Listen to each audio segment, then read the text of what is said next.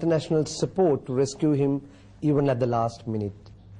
Yeah, people in desperate situations normally anticipate, however remote the chances are, for some miracle to happen and for them to be extricated. But unfortunately, such chances, as one who could see the international developments, how the international community look at the problem, how the paradigm shift has been after the humanitarian operation was put into effect, one could say no such thing could happen, and therefore it is in vain that he is expecting somebody to give him a helping hand. It cannot happen, definitely. It is not going to happen. We call that drowning man clings on to the final straw. Yeah, even the tiniest straw that comes across, because that is in a human nature. So this person also is no exception, and he probably thinks that somebody will try to come and extend the hand. Will there be a final straw for him? No. Daya, what's your opinion with regard to that? Will somebody come and help out Prabhakar? நான் முதலே சொல்லிவிட்டேன், இவர்களுக்கு ஒரு தரம் வந்து கை கொடுக்க மாட்டார்கள் என்பதுதான் எனது கருத்து. Suppose that he doesn't earn the international support. In that context, what will be the options available for him? Are there any options available for him if he doesn't get the international support? நல்லது. இவருக்கு இந்த நிலையில் இவருக்கு மூன்று வழிகள்லாம் இருக்குன்னு நான் கருதுகிறேன். ஒன்று, சைனைட்டு கழித்து தன்னை மாய்த்துக் கொள்வது, அல்லது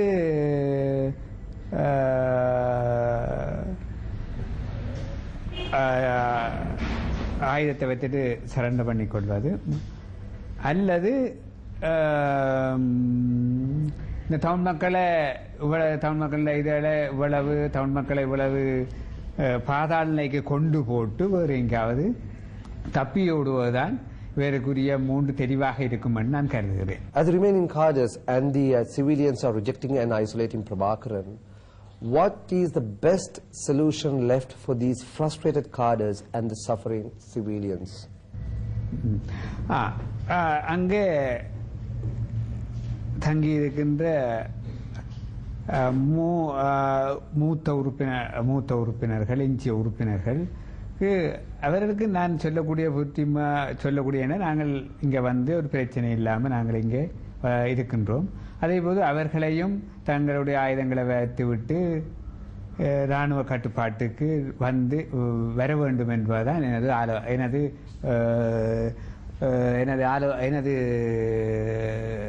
ஆலோசனையை அவர்களுக்கு கொடுக்க விரும்புகின்றேன். அத்துடன் எஞ்சி இருக்கிற பொதுமக்களும் நீங்க உங்க இருந்து கட்டுப்பாட்டுக்கு இருந்து வீணாக துன்பப்படுவதற்கு இங்க வந்த சந்தோஷமாக எதிர்காலத்துக்கு வாழலாம் என்று நான் கருதுகின்றேன். George Master, what is your opinion?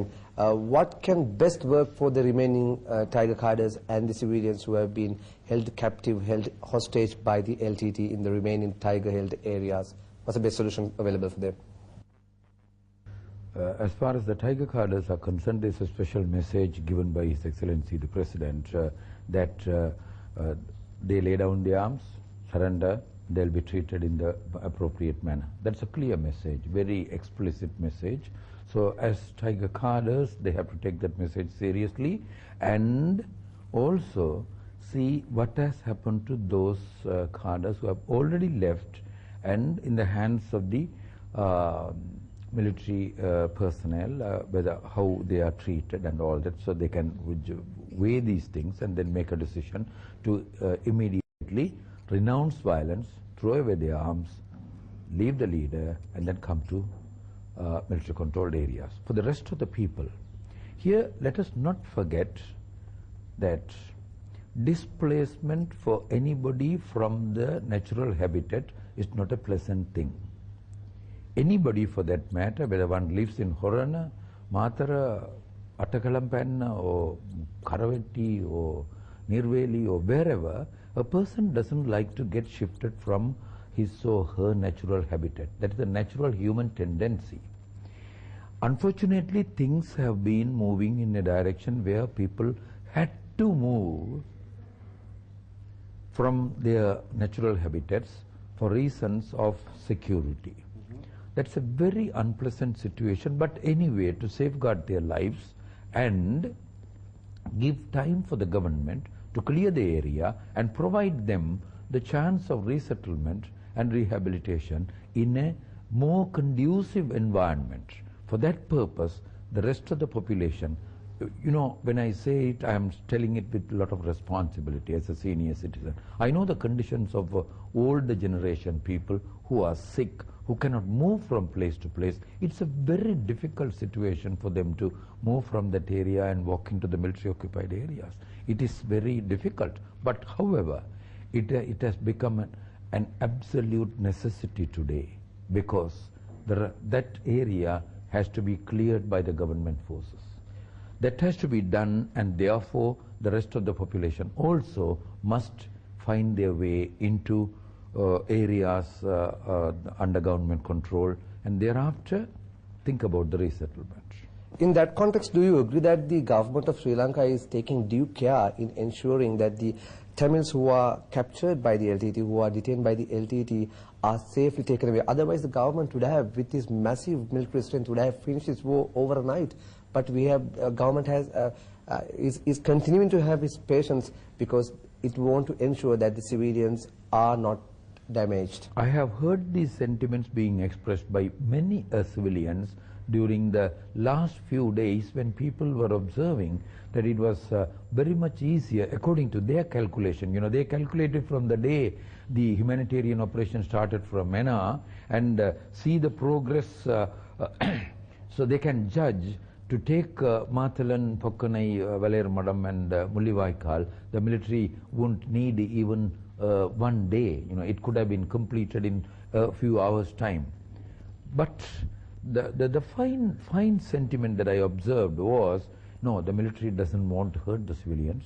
It's probably they want to safeguard the civilians meeting harm, and therefore they are taking careful steps to ensure that the civilians find a way out of this situation safely, and then to deal with the militants who remain to fight with them. So absolutely careful steps are being taken by the government to see that the civilians are brought out carefully without harm. That much I'm convinced, after undergoing that hardship and hazardous journey, I'm convinced all the steps taken by the government to ensure that the civilians are safeguarded and brought out safely. Daya Master, it is already established that the government of Sri Lanka is a unique government, that it sends essential items including food, medicine, dry rations, clothes and shelter to an area held by its enemy, by a terrorist group, knowing most of its items are used by the terrorists. So this is a unique position which has been already praised and acknowledged by the international community. So what are your thoughts about that? The government continuously supporting the civilians, even who are living in the tigers held areas, knowing that the items sent, most of the items sent are captured, confiscated by the LTTE, and they use the government aids and again rejuvenate themselves and attack the government forces. What are your comments on that? ITN would like to know that. Okay, உண்மைதான். ஒரு அரசாங்கத்தினால அரசாங்கத்தினுடைய பொருட்களை, அதாவது உணவுப் பொருட்களை எடுத்து அரசாங்கத்துடைய பொருட்களை எடுத்து அதையே சாப்பிட்டு அந்த அரசாங்கத்துக்கு திருப்பி அடிக்கின்ற நிலையை நான் நினைக்கிறேன். இங்கே தான் இந்த விடுதலை புலிகள்லாம் நான் பார்த்திருக்கிறேன் என்று நான் நினைக்கின்றேன்.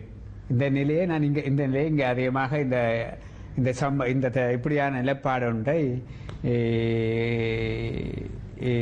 இங்குதான் இந்த நிலையை பார்த்திருக்கின்றேன். அதாவது அரசாங்கத்தை அனுப்பப்படுகின்ற மக்களுக்கென்று அனுப்பப்படுகின்ற பொருட்களை விடுதலை புலிகள்